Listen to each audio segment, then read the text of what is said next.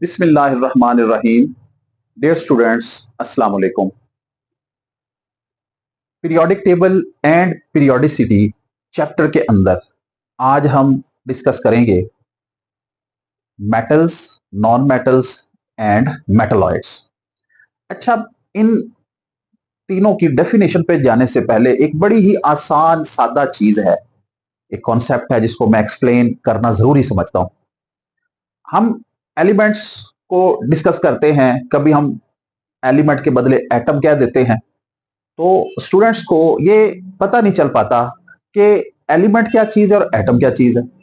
तो यहां पे मैं क्लियर कर दूं कि जब हम वर्ड यूज करते हैं एलिमेंट का, तो एलिमेंट से मुराद होता है sample of pure substance that is element, जिसको आप वे कर सकें, इसका वजन कर सकें। वैसे तो हम ये कहते हैं कि sample of pure matter which has all atoms having same atomic number, that is called element. यानी मिसाल के तौर पे मेरे पास, मैं कहता हूं कि एक एलिमेंट है, यानी मेरे पास एक सोडियम मेटल का एक पीस है, टुकड़ा है, मैं उसको एलिमेंट कहता हूं। अब उस एलिमेंट के अंदर ट्रिलियंस ऑफ एटम्स है और उन ट्रिलियंस ऑफ सोडियम एटम्स का एटॉमिक नंबर सेम होना चाहिए, तभी वो एलिमेंट होगा।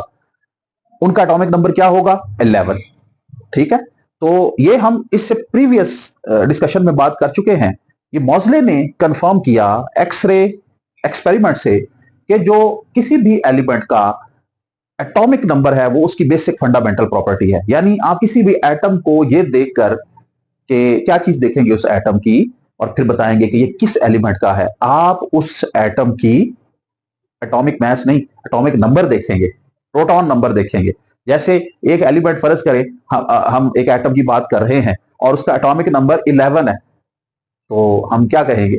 ये किस एलिमेंट का एटम है? ये सोडियम एलिमेंट का एटम है। तो आपको पता है कि जो आइसोटोप्स होते हैं किसी भी एक एलिमेंट के, उनकी मैसेज जो है उनका फर्क होता है, लेकिन एक एलिमेंट के सारे एटम्स एक जैसे होने चाहिए। तो अब अगर हम एलिमेंट की बात करें या उसके बदले एटम की बात करें, तो इनके दोनों के दरमियान जो रिलेशन है, जो ताल्लुक है, उसकी आपको समझ होनी चाहिए। फिर हम चलते हैं इस कॉन्सेप्ट की तरफ, metals, non metals and metalloids. जब हम किसी भी एलिमेंट को उसकी अकेले एलिमेंट की बात करते हैं, इंफरादी तौर पे हम उसकी बात करते हैं, तो हम उस एलिमेंट का नाम लेते हैं। लेकिन जब हमने कुछ एलिमेंट्स जो हैं जिनकी प्रॉपर्टीज में काफी सिमिलैरिटी है, इकट्ठी बात करनी हो, तो फिर उनके लिए, उन एलिमेंट्स की बरादरी के लिए एक वर्ड होना चाहिए। ठीक है, तो ये जो है, इसका फायदा ये है कि हम पीरियोडिक टेबल के जो 118 एलिमेंट्स हैं उनको मेटल्स, नॉन मेटल्स और मेटलॉइड्स क्यों कहते हैं?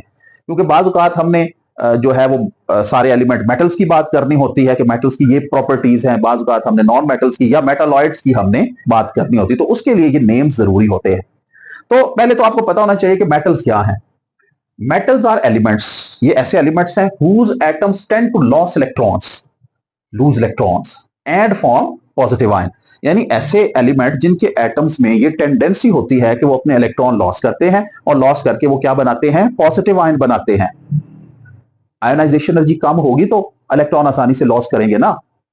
अब पॉजिटिव आयन बनते हैं, इसके अलावा भी कुछ प्रॉपर्टीज हैं कि ये जनाब इनके मेटालिक लस्टर होती है, they are good conductors of heat and electricity. इनके जो लैटिसेस हैं उनमें से हीट भी गुजर जाती है और फ्री इलेक्ट्रॉन होने की वजह से इलेक्ट्रिसिटी भी गुजर जाती है। इसके अलावा इनके जो ऑक्साइड हैं वो बेसिक होते हैं, वगैरह वगैरह। जैसे मिसाल के तौर पे अल्कली मेटल्स हैं, सोडियम है, एन क्यों कहते हैं सोडियम को? नेट्रियम इसका नेम है।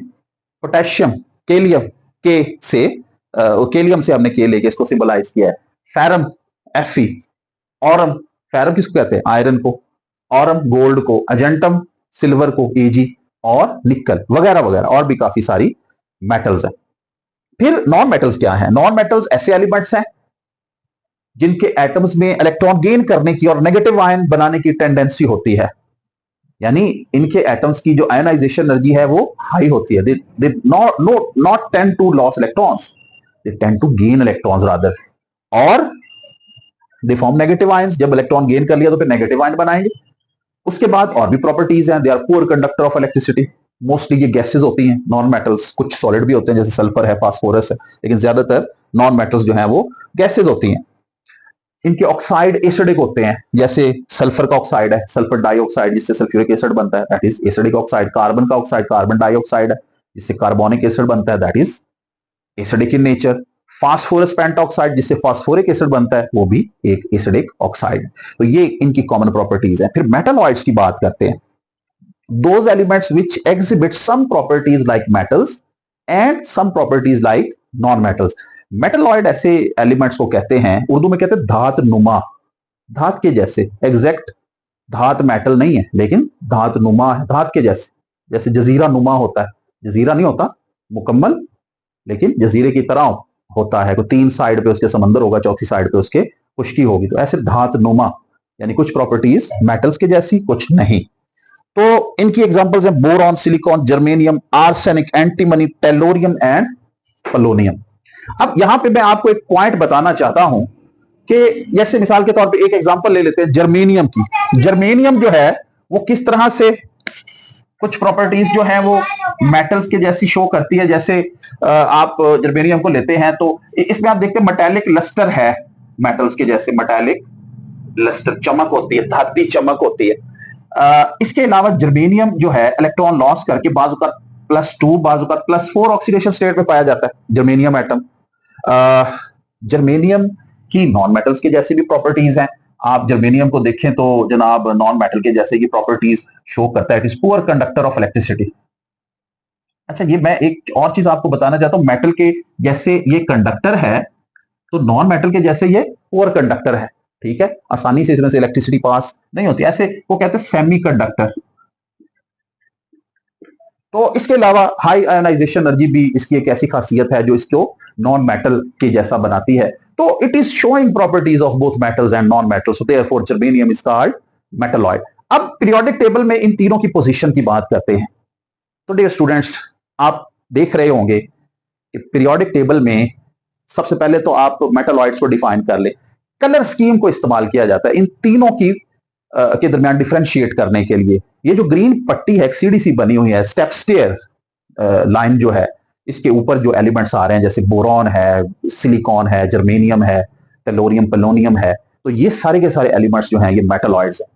इस लाइन के आप आ जाएं जनाब लेफ्ट साइड पे, तो जो एलिमेंट्स हैं वो सारे के सारे मेटल्स हैं, अल्कली मेटल्स हैं, आउटर ट्रांजिशन एलिमेंट्स हैं, इनर ट्रांजिशन एलिमेंट्स हैं, काफी सारे एलिमेंट्स जो पीरियोडिक टेबल के हैं दे आर मेटल्स। उसके बाद ये जो मेटलॉइड्स हैं उनके राइट साइड पे देखें तो जो एलिमेंट्स हैं उनको हम क्या कहते हैं, non metals, they are called non metals. तो कलर स्कीम इंपॉर्टेंट चीज है कि उसको यूज करके हम पीरियोडिक टेबल के इन एलिमेंट्स तीनों कैटेगरीज के दरमियान डिफरेंशिएट कर सकते हैं, metals, non metals and metalloids. तो ये मैंने आपको बताना था कि इनके दरमियान क्या डिफरेंस है और पीरियोडिक टेबल में हम इनकी पोजीशन को कैसे वाजे करते हैं। आपकी प्रैक्टिस के लिए मैंने आपको 4 MCQs भी दिए हैं, उनकी आंसर की भी प्रोवाइड कर रहा हूं। तो आप जरूर लेक्चर को सुनकर इन MCQs की और आंसर की जो है उसको देखकर इनकी प्रैक्टिस किया करें। और जो इसके अलावा जो एग्जामिनेशन इंपॉर्टेंस है उसमें ये तो लाजमी आपने क्वेश्चन याद करना है कि differentiate between metals, non metals and metalloids. और इसके अलावा ये भी क्वेश्चन बन सकता है कि how the position of metals, non-metals and metalloids is described in periodic table। तो कलर स्कीम जिसकी मैंने आपको बात की है, और पहले आप मेटलॉइड्स की बात करें लेफ्ट साइड पे, उसके जनाब राइट साइड पे आप मेटल्स, और इस साइड पे जो है वो नॉन मेटल्स की बात करें। आपका बहुत बहुत शुक्रिया।